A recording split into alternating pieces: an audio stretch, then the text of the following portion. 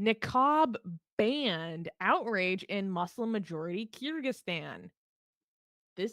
I'm excited to talk about this. In a move sparking national and international outrage, Kyrgyzstan has banned the niqab, becoming the latest Central Asian country to crack down on Islamic dress amid fears of rising religious conservatism. Women caught wearing the full face veil in public face a fine of 20,000 Kyrgyz som, which is about 230 US dollars, which apparently is the equivalent of like half a month's income. That's how, like, big proportionally the fine is. It's like, I'm taking away half your income for the month.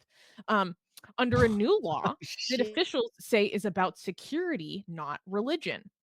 Quote, "There will be no restrictions on the headscarf," insisted Parliamentary Speaker, Nulanbek, Shakiev, clarifying that the hijab remains legal. Still, critics argue the niqab bans, and targets personal freedom and stigmatizes devout Muslim women. Lawmaker Sharapatkan Mazhitova, a local proponent of the measure, warned that, quote, she went to this local area of Osh, she said, quote, every fourth woman in Osh wears the niqab, calling it a growing threat. Supporters of the ban argue that it will help prevent attacks by individuals in disguise, while detractors say it will only deepen marginalization in a country where the role of religion remains deeply contested. So, this is very interesting because we have actually seen this trend in Central Asia. So, a few months ago, we talked about how Tajikistan has also had not exactly bans against the niqab, but they basically banned a more, I guess you could say, like Arabized version of the hijab. And in Tajikistan, when they did this, they said that this is a way to preserve national dress and that the headscarf is still allowed. You can still wear the hijab, but it has to be in a Tajik style, not the Islamized style, so to speak. And now we're seeing a similar thing happen in Kyrgyzstan. And this is because we are seeing this similarity between these Central Asian countries where in their kind of post-Soviet era, not only is there, they're kind of like traditionally Muslim majority, but it's a very different post-Soviet vibe. But and also there's been these issues of these very sometimes extreme and despotic dictatorships, like secularized like dictatorships, that there is an increasing threat of Islamists and an increasing threat of Islamization that has been going on from some time now. So, for example, like a very large amount of people from these Central Asian countries went to join ISIS or went to join various militias in Syria. Like, now that Assad fell, you'll see these videos sometimes of Syrian activists talking about how they're, like, upset about these Uzbek militia members that are now stuck here. They're like, what are all these, like, Uyghur and Uzbek, militia members doing here? Like, they're telling me what to do. I'm the Syrian here, like, fuck off." That's a whole separate thing. So a lot of them went to join ISIS. Um, for example, the perpetrators of that horrific terrorist attack that happened at the music hall in Russia, um, at what was it called? The Krakow Music Concert Hall? That horrific terrorist attack that happened. The perpetrators of that attack were all Tajik. And so they're seeing Crocus, thank you. Thank you, John. God, what would I do without you?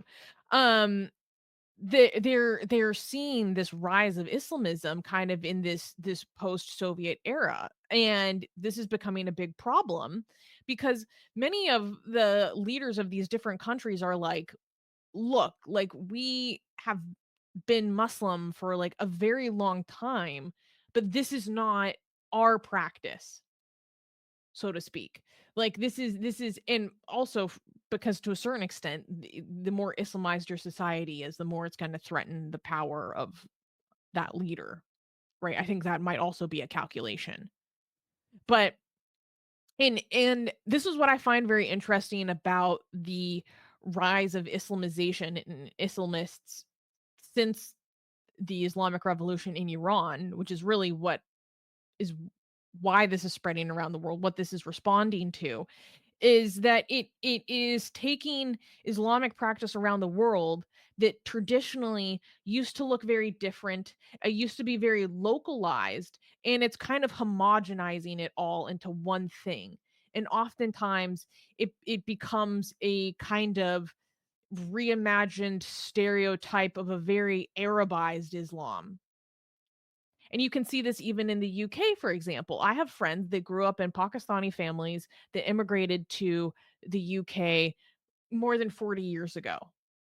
And they would say, when I was growing up in my Pakistani community, my mom would wear her hijab as in a dupatta style, as is the way that my grandparents did it, as is the way that we do it in our culture in our country of origin.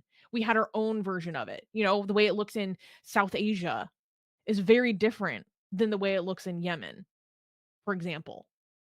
And they're saying, but now, like, we don't wear it that way anymore. We don't wear it in the way of our own ancestors anymore. We don't wear it in the dupatta style anymore. We wear it in the even more conservative style, a more strict style now, which is actually very different than the way that we used to traditionally do it. This is not actually of us. We had our own Islam. Like the way that Islam looks in India, for example, is so different than how it looks in I don't know, Saudi, you know? And so we've seen this as there's Islamization has come across the world since 1979 predominantly. That's when you see this like explosion. We've seen this homogenization around the world. Like, I have friends from Bangladesh that talk about this, and they're like, "This is not the way that Muslims used to be. Bengali Muslims used to be, but now they're becoming like they are Arab. It's this is not of us." So I think this whole idea of it not being of us is part of what these Central Asian countries are responding to, which is like, yeah, you can go be Muslim, you can go wear the hijab, like that's normal, that's common. But be it in the way that is of us, in the this conservatizing of the practice, and which in many ways is kind of this like stereotyping of an Arab practice is not of us, and it's a sign of radicalization. Um I kind of rambled for a little bit. Am I making sense? No, you're making complete sense, and that's why there's a lot of pushback against it.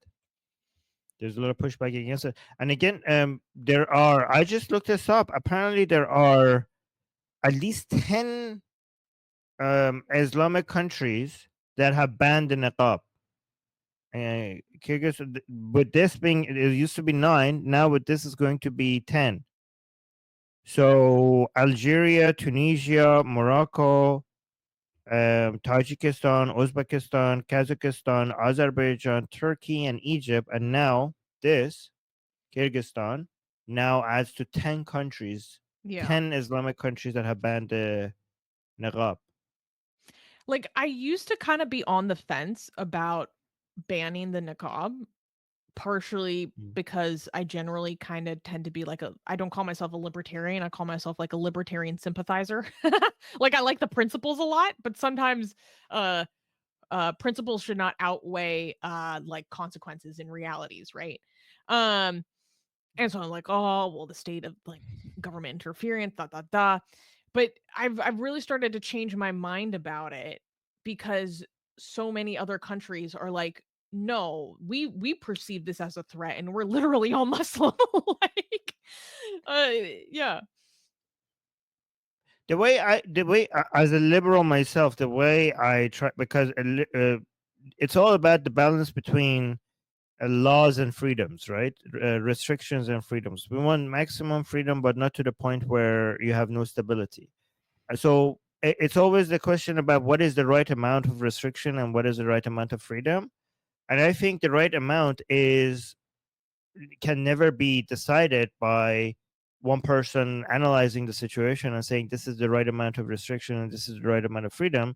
I think the right amount for every society will present itself if the society has enough freedom for it to be able to have, for the people to have their own political representative on all sides to fight it out.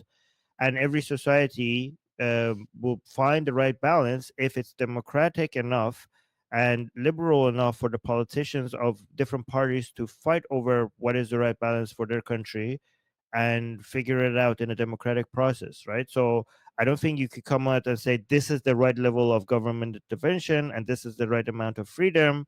I think it only the right amount for every society will present itself in an emergent Darwinian competition between different interest groups, as long as the society is free enough to be able for all sides to be able to express themselves. Yeah. I think Yeah. like it's just how do I want to articulate myself? Um it's so interesting how like these countries very clearly see this as a overt signal of growing militancy basically, and they're like, no, we don't tolerate that.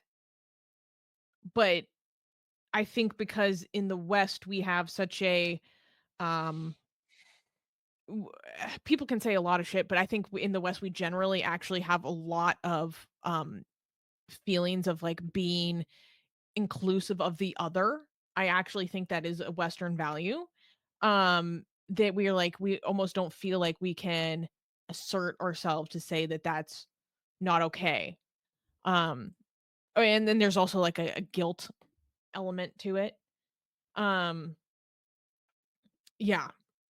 And I find this whole thing very interesting where it's like, look, like it's not about being Muslim. This is not about religion. This is about militancy. That's how they're viewing it. And they're like, "Yeah, go be Muslim, but in the way that we are." Um, there's some evidence that they're, like, cracking down on men with, like, extra big beards, for example, like, very long beards, because 'cause they're like, "Well, that's also an overt signal of, like, increasing militancy," and they have a problem with that. Um, So, do the people of the country welcome that level of government interference, or are they? Is this too much? Like, what do the people um, think about this? well, okay, I am not the most knowledgeable about this. I'm gonna give that, warning, but I believe that out of all the Central Asian, post-Soviet countries, Kyrgyzstan is one of the there's like a spectrum, right? And Kyrgyzstan is on the side that's one of the more closed, one of the Mm. more despotic, like, if I had to put it on a spectrum, so I don't even know, like, to what extent people even have a choice or a say so. A Like, I think choice? Okay. Turkmenistan is, like, I think Turkmenistan might be the worst, and then, like, I'll put Kyrgyzstan, like, right after. Um, So this is and then this is my it problem with continues. the this is my problem with these types of progress. I like to see secularization from a bottom up approach rather than a top down approach. Like I want to Mhm. see less hijab, less niqab, because the people are moving away from religion and the people are becoming more secular. I think I would welcome that a lot more rather than somebody from the top trying to engineer society and fix it from a top down approach. Mhm. Yeah. Yeah. Yeah. No, I mean, I get Yeah. it. By the way, yeah. And there's a person called Andrew in our live chat, and he thinks he's very smart and he's very confident and he has some very bad takes. And I'm gonna call him out when I have the time because he thinks he's very knowledgeable, but he's getting some very obvious things wrong. Wait, okay. But anyway, Wait. Let's go through the comments, like, quickly, because 'cause I'm seeing what you highlighted, and this is hysterical. Let's go through this. Okay. okay. So, Um, this was just a video kinda, like, going over the basic facts that I outlined. Um, okay. go down, this person is like celebrating this, saying like, "Good, it's oppressive to women." And actually, on that point, I was reading an article in Radio Farda about this, and they were interviewing a woman who wears the niqab in Kyrgyzstan about her opinion. And I'm like, this is not the good person to give us an example, because the woman they interviewed is like, "Oh, well, I didn't used to wear the niqab, but now I get married and like my husband makes me, so I don't know what I'm gonna do. And I guess I'll just wear like a medical face mask because I can't wear the niqab, and, like, that's the best I can do." I'm like, so the person you get as an example of, like, the Kyrgyz woman who wears the niqab is, like, literally a woman who's forced to by her husband, like, that's not sending the Yeah. message that you Th- maybe want. this this argument, so when being oppressive to women, might be a reason why I would agree with it from a liberal point of view, because liberal democracies are not absolute democracies. Okay, you protect certain groups against the decision of the majority in a liberal democracy, right? So if you want to make an argument for, even if it's unpopular, a top-down approach might be justified for you to ban the niqab, is because you're protecting women against the men in their family, for this to be forced upon them in their community. So you could be like, Mhm. even if it's unpopular, it might be actually a liberal thing to do because you're protecting women against this oppressive behavior. Yeah. Yeah. So this person is saying, so he's responding to a British outlet posting that's saying, "When will our country wake up and stand up for British values? This is proof that hating the niqabs isn't Islamophobia." I agree. It's not. It's like Yeah, but you if it was can. Islamophobia, that would be better. It wouldn't be worse. Islamophobia, you could enhance it by making it Islamophobic. Yeah. Yeah, but I mean, regardless, you can point to any specific practice and be like, "I dislike that specific practice," without necessarily having a complete opposition to the entire idea. Mhm. Um, and this Khalid is saying this is liberal extremism. Oh yes, Well, the only the closed post-Soviet dictatorship is super liberal. All right, let's go to the comments. Okay, so first of all, like, can I just call out this? Andrew is calling everybody stupid in the chat, and you're like, "Oh, Mhm. you guys are not knowledgeable and don't know about things." And then here are his takes. If you call Iranians Arabs, they get offended. They are Persian and white. Andrew, you're actually the ignorant one here. Iran is only 50% Persian. Iran is not 100% Persian, and Iran also has something between, I think, 2 to 3% Arab Iranians. Okay, so Iran has Arabs.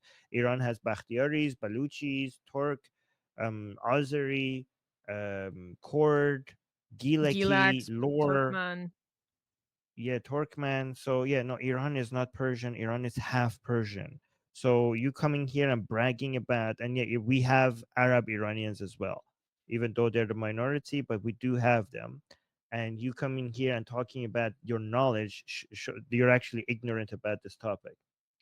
And here's a, like, it's so funny how some people so confident, like, "Oh, I'm actually smart, you guys are dumb," and they come and say things, and like, okay, actually you're the ignorant one here.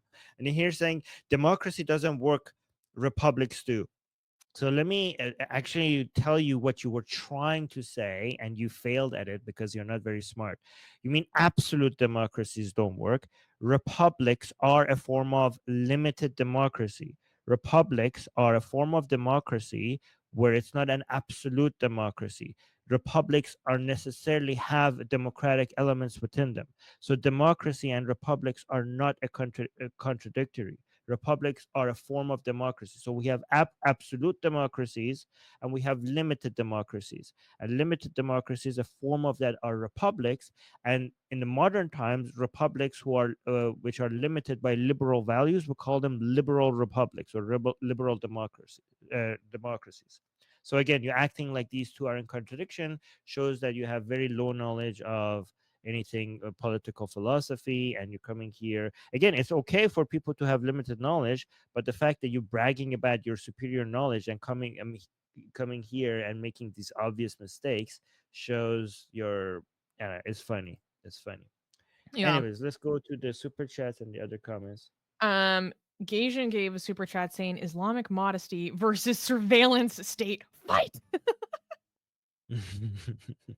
It is a fight. And also Zaid is here. Zaid, I missed you. I missed you, Zaid. I'm glad you're back. Yes. Um, Yes, Ed. and Glad you're back here. I know I missed him. Gaijin is saying burqas are illegal in China. Niqabs depend on the region. I mean, again, it's the surveillance state. They need the AI tracking your face. Um, this is why Gaijin is so 1984 all the time. It's just his culture. um, John is saying there are black Iranians too, right? Yes, a lot. Yes. Go Yes. look up people from Bandar Abbas. In Bandar And Abbas, let me tell you like this, I didn't know there were black Iranians until I left Iran. Okay, and apparently there are a lot of them actually in southern yeah, and they Iran. make some of the best music. I'm not even gonna lie. Actually, I remember seeing a kids show that um that there was these villagers, the Iranian villagers, and one day they see like I remember this. This was like it wasn't no, it was a TV series. I don't know if it was for kids or not. But there was this village and this family lived there, and there was a mother and her children.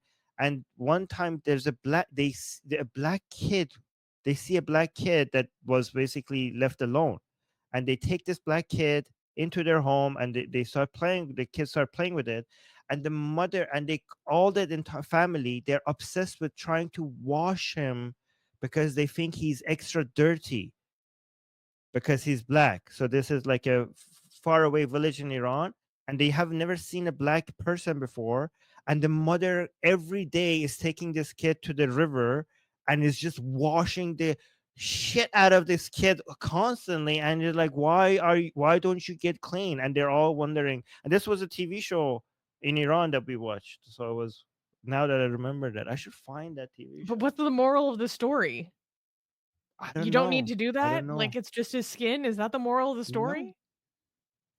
no, there was no moral. That was the entire plot. There was What no the hell? moral of the story. Because it's YouTube. Please don't take this out of context. Yeah, no. Oh, Oh. oh, I remember a scene where the kid was like trying not to get washed, and the mother of this family, she was hiding behind bushes, and the kid, like, and she would jump out and grab the kid and take it for more washing.